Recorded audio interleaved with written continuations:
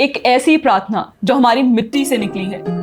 नमस्ते सदा वत्सले मातृभूमे, जिसे इंडिया के सबसे पॉपुलर सिंगर्स में से एक शंकर महादेवन की आवाज मिली और उसे रॉयल फिल्हार्मोनिक ऑर्केस्ट्रा जैसी बड़ी ऑर्केस्ट्रा ने सजाया। ये कोई आम बात नहीं है।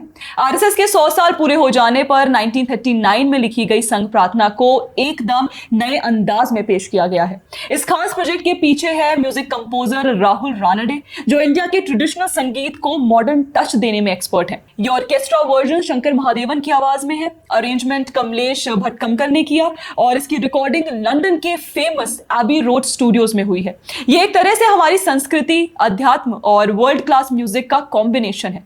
राहुल रानडे ने इस प्रोजेक्ट को पोएटिक जस्टिस कहा है, मतलब वही प्रार्थना जो ब्रिटिश राज के दौरान लिखी गई थी अब वही ब्रिटिश ऑर्केस्ट्रा के साथ बज रही है। उन्होंने कहा ये एक इमोशनल क्लोजर है और साथ में क्रिएटिव ग्रोथ भी। इसके नरेशन के साथ कई नाम जुड़े, जैसे हिंदी में हरीश भिमानी और मराठी में सचिन खेड़ेकर।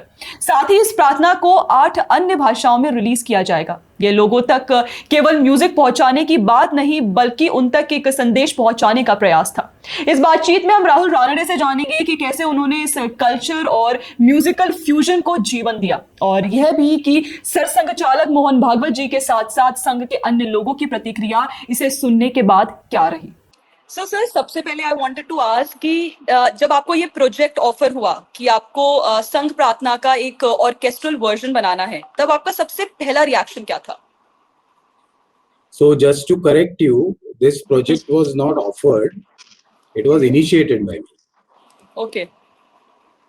तो इसके पीछे एक कहानी ऐसी है कि हरीश जी भिमानी, जो बहुत ही मशहूर लेखक भी हैं, वॉइस ओवर आर्टिस्ट हैं, कलाकार है। वॉइस ओवर आर्टिस्ट उनको कहना अच्छा नहीं है, वो उनको सब मैं समय हूँ के वक्त से जानते हैं, वो मेरे पुराने मित्र हैं।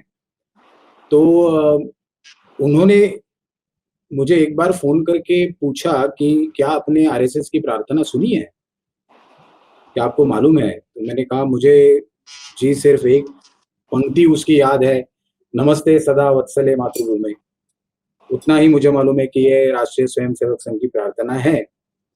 तो उन्होंने मुझसे कहा कि देखिए इस प्रार्थना का अर्थ बहुत सुंदर है, बहुत गहरा है, और वो संस्कृत में होने के कारण वो मुझे नहीं समझ में आती थी, तो आम जनता क्या समझेगी, क्योंकि वो संस्कृत के अभ्यासक हैं हरीश जी। तो आप इसके बारे में सोचिए, ये अर्थ हमें लोगों तक पहुंचाना चाहिए। तो ये एक जर्म उन्होंने डाल दिया मेरे दिमाग में